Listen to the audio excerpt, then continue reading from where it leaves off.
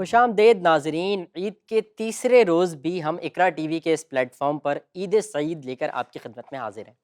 अस्सलाम वालेकुम, मैं हूँ एमी खान और ईद सईद पे आपकी खिदमत में हाजिर हैं। और क्यों ना हो, क्योंकि इकरा टीवी ने सजाया है इतना खूबसूरत सा रंगारंग प्रोग्राम आपके और हमारे लिए, जिसमें हमारे साथ होते हैं हमारे बेहतरीन मेहमान जो हमें सिखाते हैं, बताते हैं और ज़िंदगी गुजारने का करीना और सलीका सिखाते हैं। तो आज भी हमारे साथ मौजूद हैं नुमान रोज़ की तरह। आज ईद का तीसरा दिन है और लगातार हम इस खुशी को मनाते आए हैं। पहले रमज़ान था, फिर पहला दिन, दूसरा दिन और आज तीसरा दिन। मैं तो ये नहीं कहूँगी कि ये खुशी इख्तिताम पजीर है, लेकिन हाँ ये ज़रूर है कि खुशी और तैयारियाँ जो हैं वो आज किस नौइयत की हैं ये भी जानेंगे, सीखेंगे, सिखाएंगे और बताएंगे। तो आज की हमारी पहली मेहमान बहुत ही मोहब्बत, बहुत ही खुलूस भरी, जितनी मीठी वो हैं वो उतना ही मीठा पकाती, बनाती और सर्व करती हैं। और इन्हें कौन नहीं जानता। मेरे साथ मौजूद हैं समीना जलील आपा, और ये इन्हें कौन नहीं जानता। जज़ाकल्लाह वक्त देने का और आने का। शुक्रिया। कैसे हैं आप तमाम लोग? हम लोग बिल्कुल ठीक हैं और हमेशा की तरह बहुत अच्छी, बहुत प्यारी, बहुत तरोताज़ा लग रही हैं आप। Thank you so much. और बिल्कुल साथ ही हंसती मुस्कुराती, और आज हमारे साथ मौजूद हैं सबा आफ्ताब। कैसी हैं सबा? मैं बिल्कुल ठीक हूँ, आप कैसी हैं? मैं बिल्कुल ठीक हूँ। बड़ा ड्रेस कलर बहुत ज़बरदस्त है और कुछ मैंने आपसे इंस्पायर होके प्यारा लग रहा है आपका भी, बहुत प्यारा। अच्छा, ये पता है ये सिर्फ इसीलिए था, मैंने आपकी इसीलिए तारीफ की थी कि आप फौरन मेरी तारीफ करें। तीसरे दिन भी आपकी तरफ भी आ रही हूँ, खवातीन की पहले तारीफें तो मुकम्मल हो जाए। तीसरे दिन भी एक वो होता है ना कि मतलब कमी नहीं होनी चाहिए किसी भी तरह की। तो बहुत अच्छी लग रही हैं हमेशा की तरह, और thank you for coming and joining अस।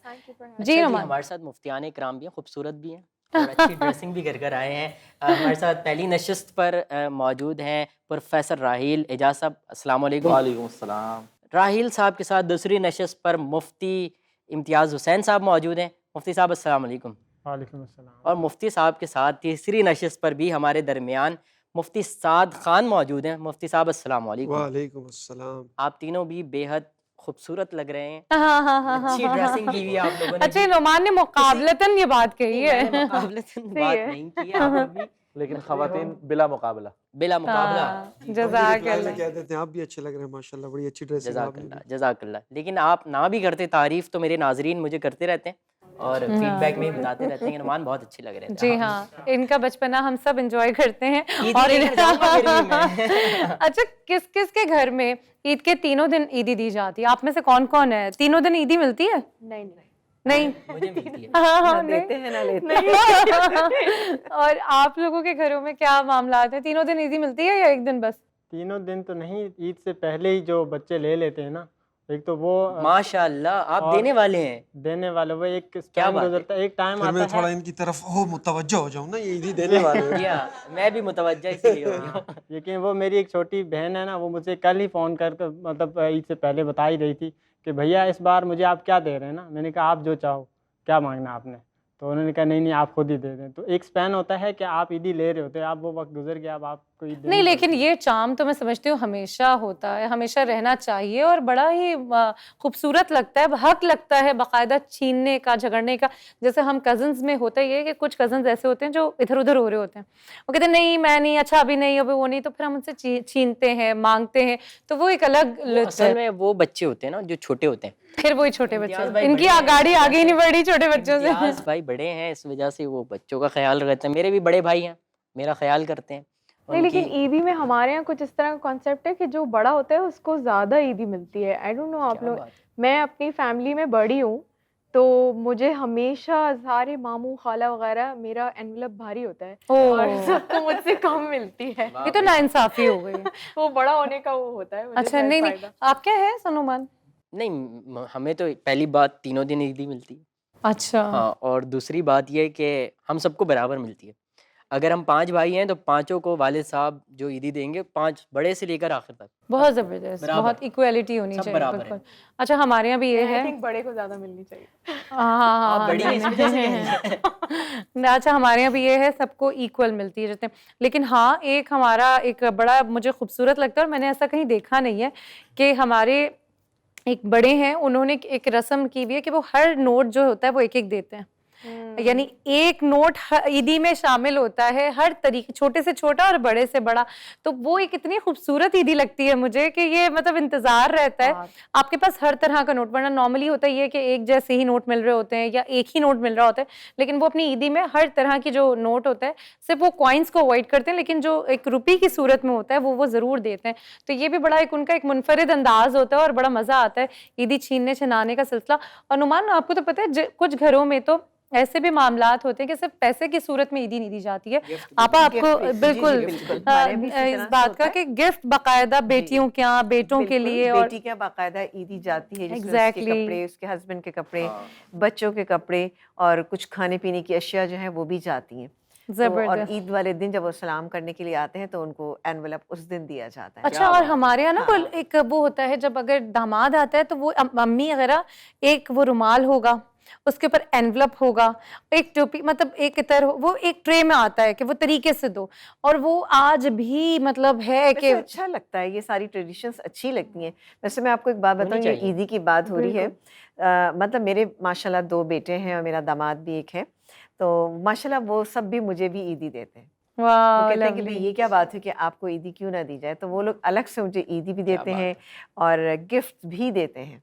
वाह, अच्छा, lovely। हमारे ज़माने में कार्ड्स भी दिए जाते थे वो। कार्ड का अब ज़माना रहे ही नहीं ना, अब ज़ाहिर है इंटरनेट से और उससे सब लेकिन वो बड़ा निकल प्यारा गया। टाइम था। उस वक्त मुझे याद है नुमान, आप तो मतलब अभी की बात कर रहे हैं, आपका ज़माना, क्योंकि आप छोटे हैं, आप तो अभी चंद दिनों पहले की बात कर रहे हैं, लेकिन हमारा जो ज़माना होता ये जो था आपने बात की ना, दिल पे लगी है जाकर। हमारा जो ज़माना दूर दराज का था।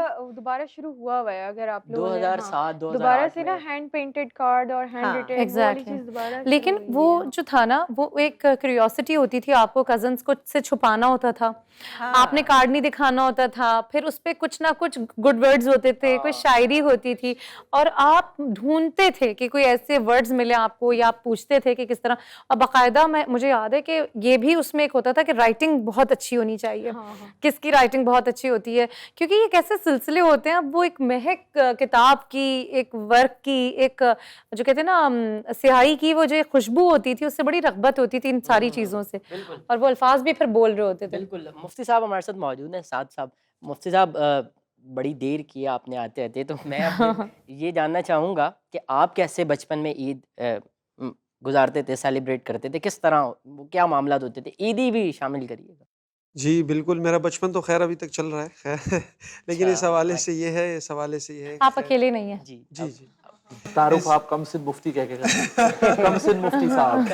कम से कम सिन उम्र में भी और कम सिन इंग्लिश वाला भी कर लें तो वो भी सही है लेकिन खैर, इस एतबार से है कि ईद जो है ये खुशी का त्यौहार है और हर इंसान अपने एतबार से खुशी सेलिब्रेट करता है जिसको जैसे पसंद हो।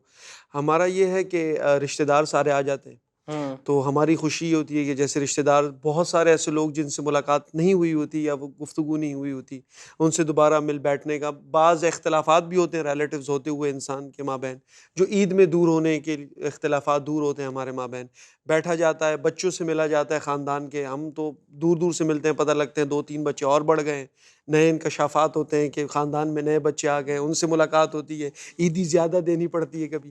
खैर हमारा भी सिलसिला ईदी वाला है, इम्तियाज़ भाई ने कहा वो दे रहे हैं तो कोशिश करते हैं हमें भी मिल जाए, लेकिन ईदी लेने वाला सिलसिला भी है कि बड़ों से ईदी भी लेते हैं, लेकिन वो है, वो बीच में Equal है। साहिल का किरदार होता है ना, इधर Equal से है। ईदी ली, बच्चों इधर को से दे आई, दी, उधर गई। हम वो वाला किरदार है हमारा, बड़ों से ली, छोटों को दे दी, जेब में बचता कुछ नहीं है, कभी कभी क्रेडिट में चला जाता है, बैलेंस शीट डेबिट में नहीं जाता, उल्टा नुकसान में चले जाता है। बस ये मामला है, बाकी ईद का तो इतना कुछ ख़ास है नहीं। असल में हमारे एक पश्तो में कहावत कहते हैं कि इंसान की जब सेहत ठीक हो या इंसान के मामलात ठीक हो, उसकी हर वक्त ईद होती है।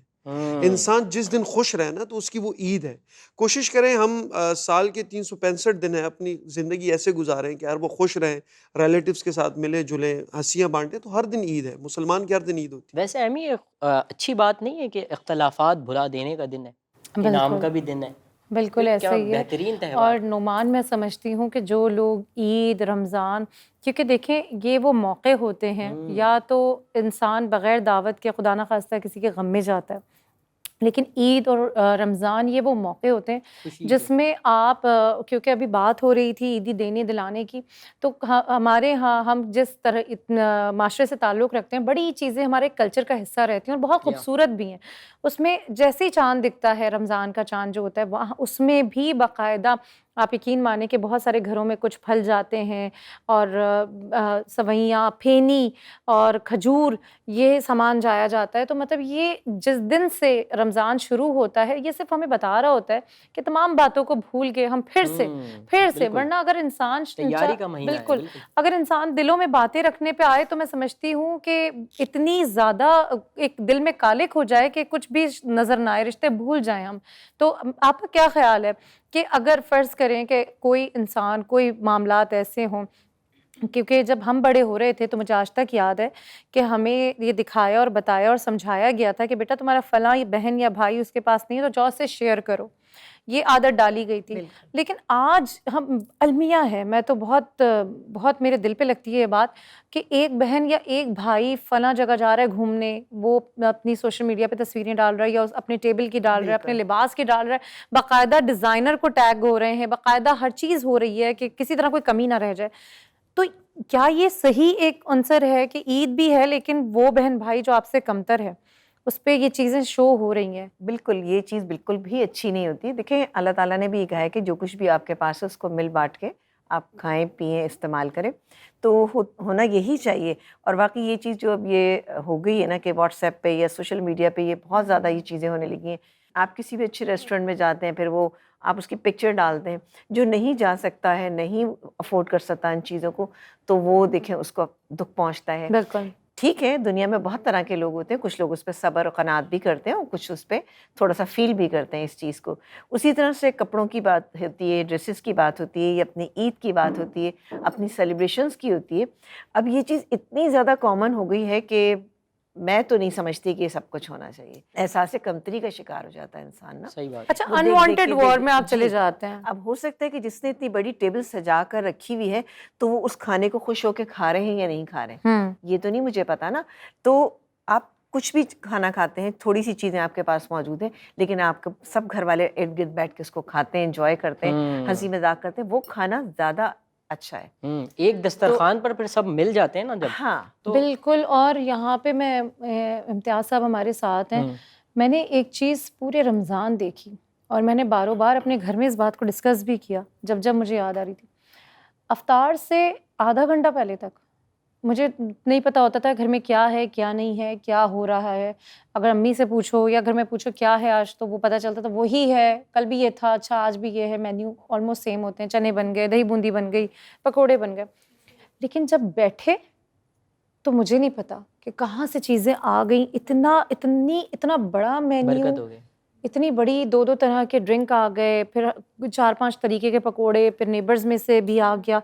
मतलब मैं हैरान, पूरे महीने मैंने नोटिस की ये बात कि पूरे महीने 15 से 20 मिनट पहले तक पता नहीं होता कि क्या होगा, क्या होने वाला है। बस हाँ, तैयारी कर रही हैं, अम्मी कर रही हैं, कभी मैं। लगते उसमें बरकत होती है। लेकिन जब वो दस्तरखान बिछा तो आप यकीन माने कि इतना था, फिर उसके बाद भी वो वाइंड अप होके भी फिर वो टेबल पे रहती हैं बच चीज़ें जाती है। हाँ, कि जिसको ताकि खाना है वो आते जाते खाता रहे। और मैं हैरान होती हूँ इस बात पे, ये क्या है? ये कुछ चीज़ें तो हमारी समझ से इतनी, हम कासिर हैं इन चीज़ों से। जी बिल्कुल ऐसा ही है। देखिए, रमज़ान मुबारक ये एक ऐसा महीना है कि इसमें हमें बज़ाहिर ये लगता है कि हम खाने पीने से रुक रहे हैं, लेकिन दूसरे पहलू पे अगर हम देखें तो हम बहुत सारी चीज़ें ऐसी इस्तेमाल कर रहे होते हैं जो पूरे साल में हम बहुत कम इस्तेमाल करते हैं। और रमज़ान जो दर्स देता है वो सब्र और शुक्र का देता है।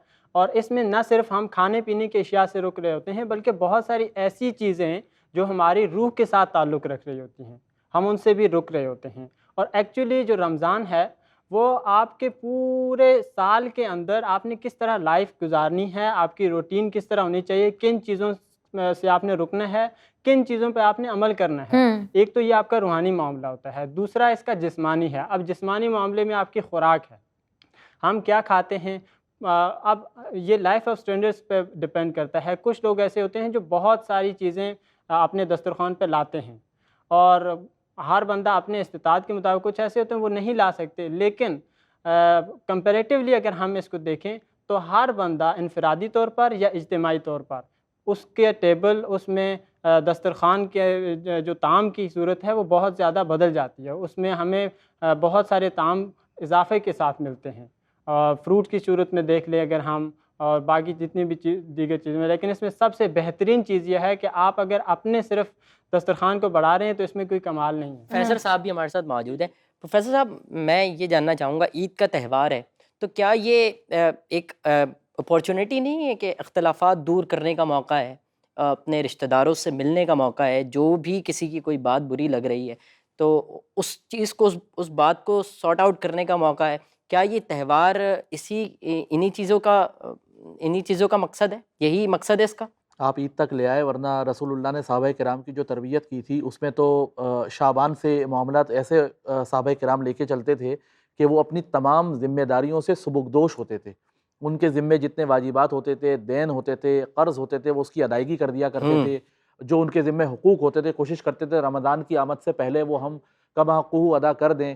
और इसके अलावा जो है जहाँ पे शकरंजियाँ होती थी, इख्तिलाफ़ात होते थे, तनाज़ुआत होते थे, वो कहते थे रमज़ान का महीना आने वाला है, तरबियत का महीना है, लअल्लकुम तत्तक़ून इसका मकसद है, तो हमने तक़वा शियारी की तरफ जाना है। तो जो हमारे दिल पर बोझ है, जो हमारे गुनाहों में इजाफ़ा कर सकता है, जो मुसलमानों के लिए आज़ार का बाइस बन सकता है, उन तमाम मामलात को भी ख़त्म कर दिया जाए, उनसे भी सुरख़रू हो जाए बंदा। तो शाबान वो से। राज़ी कर लिया करते थे, जो नाराज़ होते थे आपस अल्लाह। में, तनाज़ुआत होते थे, उसको भी ख़त्म कर दिया करते थे। फिर रमज़ान पूरा इबादत के अंदर, और आखिरी अशरा ख़ास तौर पर बरातुम मिनन नार है, ख़ास तौर पे उसके अंदर वो पूरा एहतमाम करते थे, मोत्तकिफ़ होके बैठे। फिर यहाँ पे लैलतुल जायज़ा, शब ईदुल फ़ितर, और फिर यौमुल जवाइज़ कि आज तुम्हारी सारी नेकियों के बदले इनामात इनाम का है। दिन है। सही है ना? क्या तो बात फिर उसके ज़ाहिर है, फिर अब ये मौका आ गया, तो आप पहले सुरख़रू हो चुके, आप सबुकदोश हो गए, आपने अपनी तमाम शकरंजियाँ ख़त्म कर दी, अपनाइयत के मामला शुरू हो गए, खैर व भलाई के अंदर आप बहुत ज़्यादा बढ़ गए, दर्जा एहसान पे चले गए कि आप पेशकदमी कर रहे हैं। अब ईद का मौका आ गया, तो ये तो वैसे ही ऐसा मौका है।